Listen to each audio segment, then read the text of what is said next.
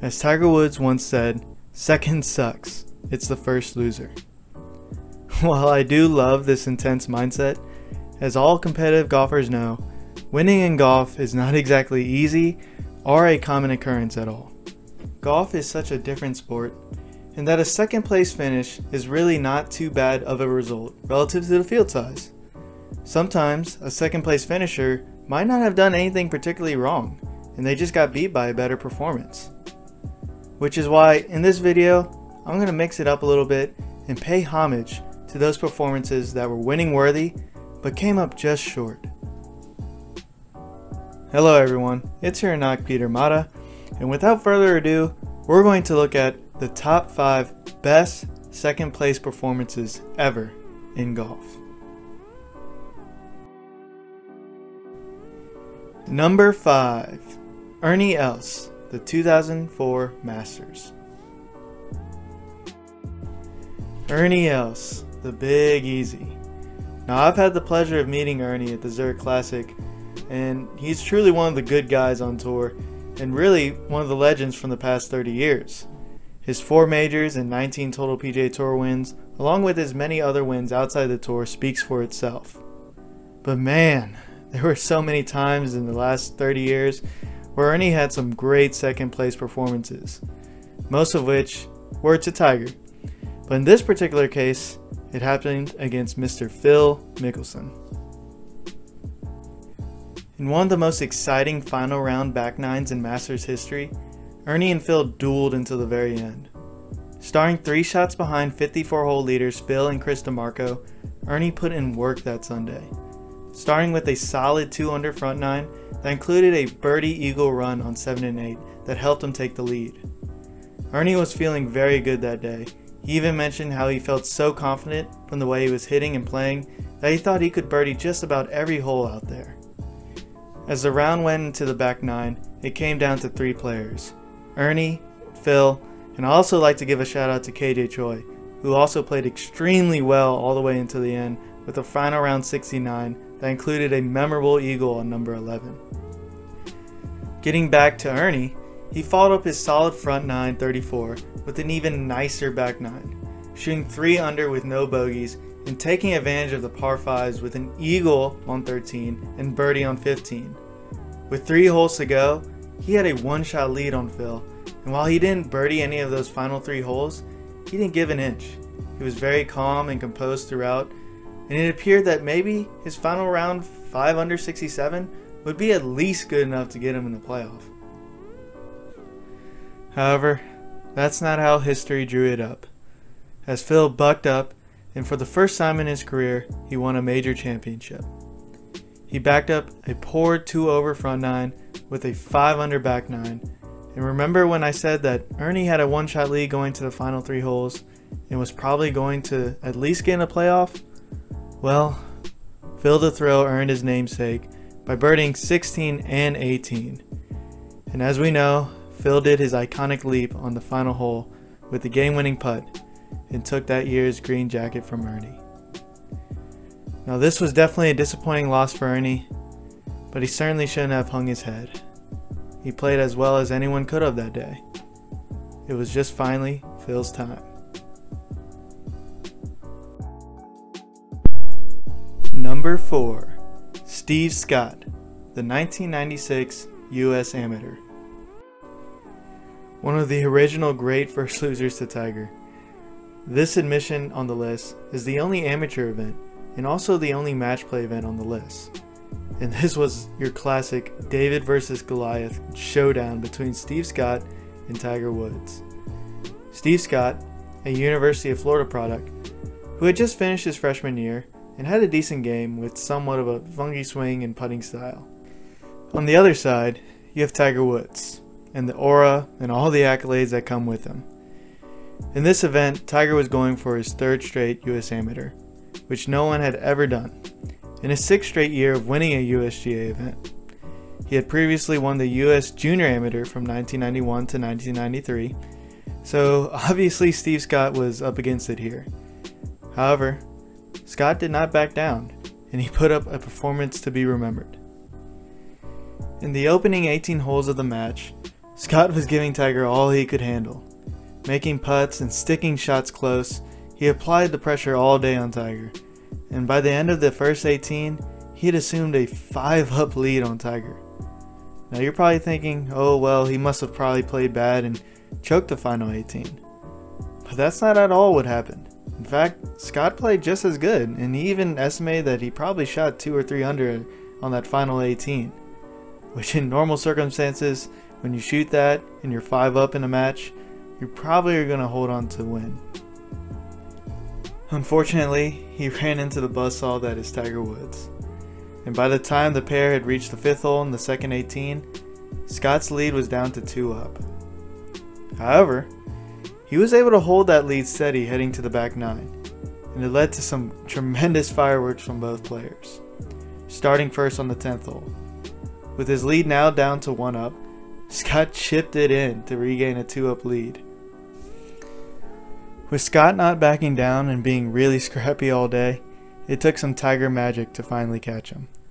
As Tiger eagled the very next hole and made a bomb on 17 to square the match. With the match ending all square after 36 holes, it did indeed go into a sudden death playoff.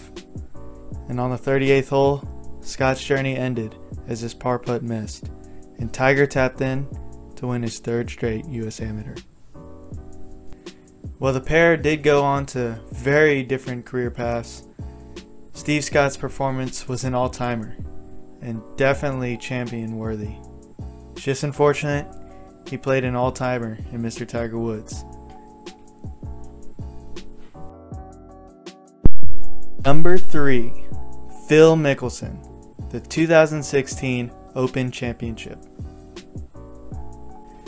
Another man known for some great second place performances is Phil Mickelson. Obviously, we've mentioned Phil earlier in his first triumph in a major championship. However, this wasn't always the case for Phil, as for the longest time when Phil was searching for his first major, he had many great second place performances.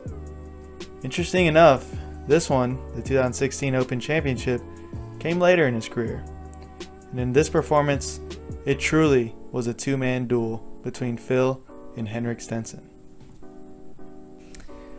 By the end of the 3rd round, Phil had a 5-shot lead on 3rd place and was only 1 shot behind Stenson. As they went through their final rounds, they continued to separate themselves from the field. And in the front 9 of the final round, Phil shot a bogey-less 4 under that even included an eagle. He did take the lead at one point and was even tied for most of the 9, but going to the back 9, he trailed Stenson by 1. Grinding away, the two were tied with 5 holes to play. Stenson buried the next 2 holes and took a 2-shot lead going to the par 5 16th, where drama ensued. With Stenson being in the greenside rough in 2, Phil had an eagle putt to possibly erase the deficit and place the pressure on Stenson. Unfortunately, despite a great effort, Phil just missed the putt and Stenson was able to get up and down. While Phil still tried to put the pressure on for the last 2 holes, Stenson was simply performing too strongly, and even ended up extending his lead with a final birdie on 18 to win by 3 over Phil. While this is the only one on the list where the end result wasn't a playoff or 1-shot loss, it deserved to be mentioned because of just how well both played. By the end of the tournament, Phil had beaten the 3rd place finisher by 11 strokes. Overall, Phil shot rounds of 63, 69, 70, 65 for 17 under and a total of 267, which tied the previous Open record set by Greg Norman in 1993. Unfortunately, in this case, Phil just got beat by another all-time performance with Henrik Stenson. I mean, it's tough to argue with a final round 63 and 20 under overall. All you can do at that point is just take your hats off to him and pay your respects. Number 2, Jack Nicklaus, the 1977 Open Championship. Also remembered as the Duel in the Sun, this Open featured 2 legends, Tom Watson and Jack Nicklaus. Just for some context where each stood at this point in their career, Jack was already a legend in the game by then. Coming into 1977, he had compiled 14 majors and 61 wins. As for Tom Watson, while he did win the 1975 Open Championship, he only had 2 other wins coming into 1977, so he was very much still coming into his own going into that season. In that 1977 season, coming into the Open, both were having very good seasons. Jack had 3 wins, and Tom had 4 wins, which included a win at the Masters. And guess who came in second there? Mr. Jack Nicklaus. So the two were playing very well, and already were developing a history of competing against each other heading into that year's Open Championship. In the tournament itself, Jack and Tom separated themselves from the rest of the field at the end of 3 rounds.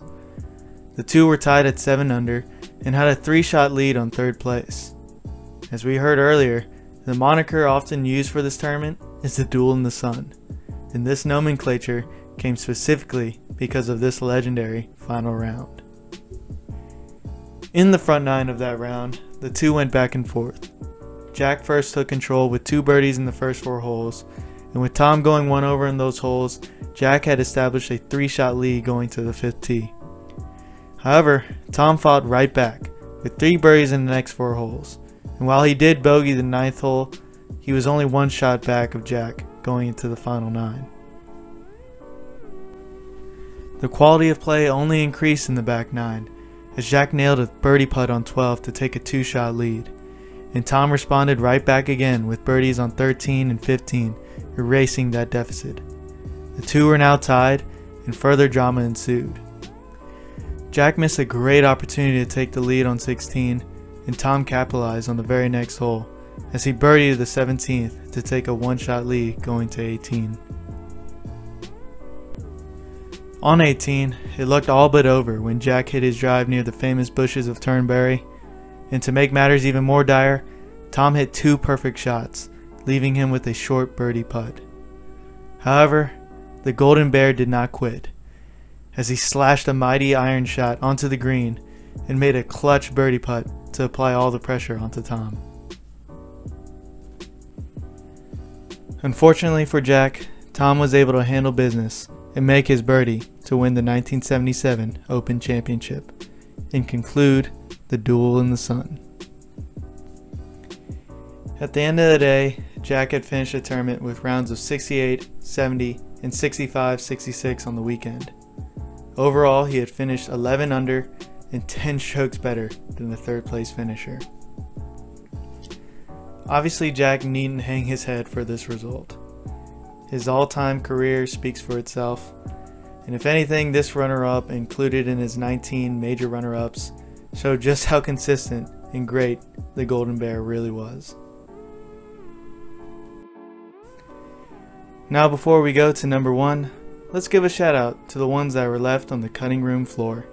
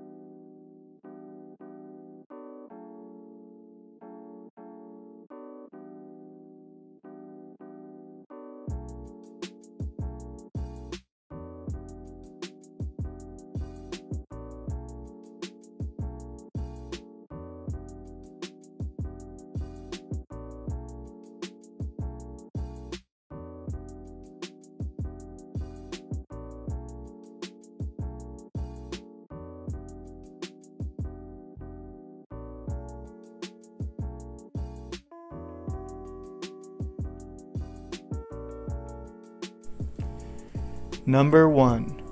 Bob May, the 2000 PGA Championship. In the midst of Tiger Woods' greatest PGA Tour season, we have this beautiful duel. Again, this was another David versus Goliath showdown. On one side, it featured Tiger Woods, who was the defending champion and was going for his third straight major victory that year. On the other side, it had Mr. Bob May, who had only one European Tour win and was 48th ranked at the time. Despite the difference in resumes, May went about his business, and after 3 rounds, he was 12 under and had placed himself 1 shot behind Tiger going into the final round. While the leaderboard was closely packed after 3 rounds, May and Tiger quickly separated themselves as the final round ensued. May came out the door swinging, with 2 birdies in the first 5 holes, and took a 2-shot lead. Tiger, as he does, responded quickly, with 2 birdies on 7 and 8, and the two were tied heading into the back 9.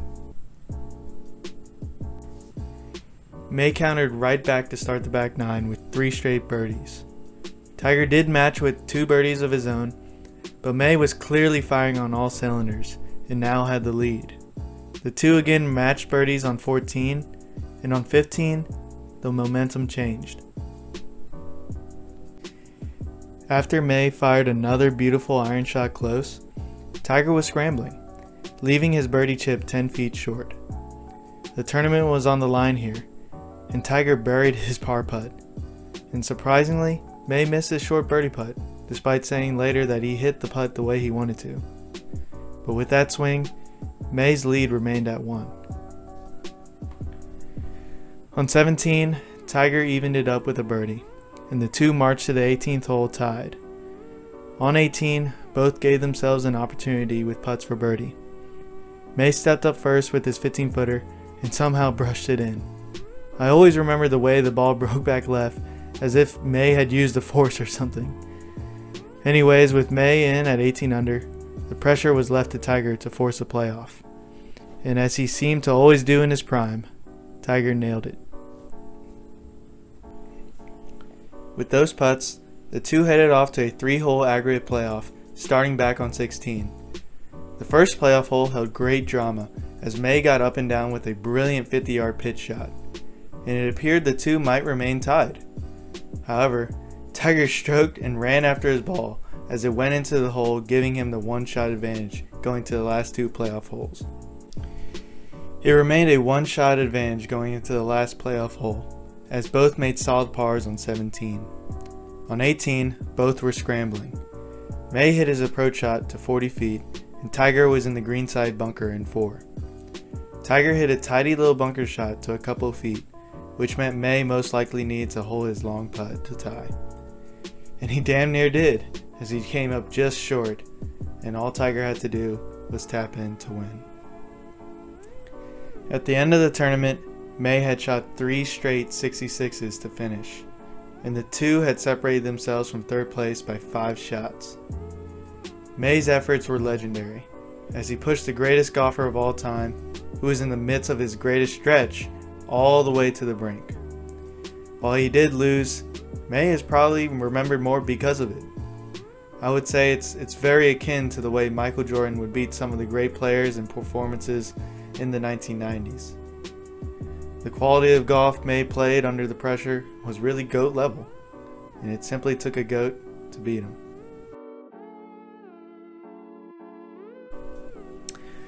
Hope y'all enjoyed this list. It was very challenging to put together.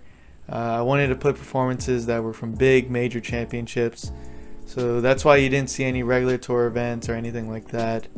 I also didn't want to put any chokes or anything where there was bad or mediocre play. I just really wanted to highlight great performances, especially those that came in second. But yeah, definitely let me know what you guys think. Maybe I missed one or y'all had a different list. Like I said, I always try to be objective, but of course a top 5 countdown like this can be very subjective. Anyways, thanks again for watching, y'all. Please like, subscribe, and comment below. Your words mean something to me.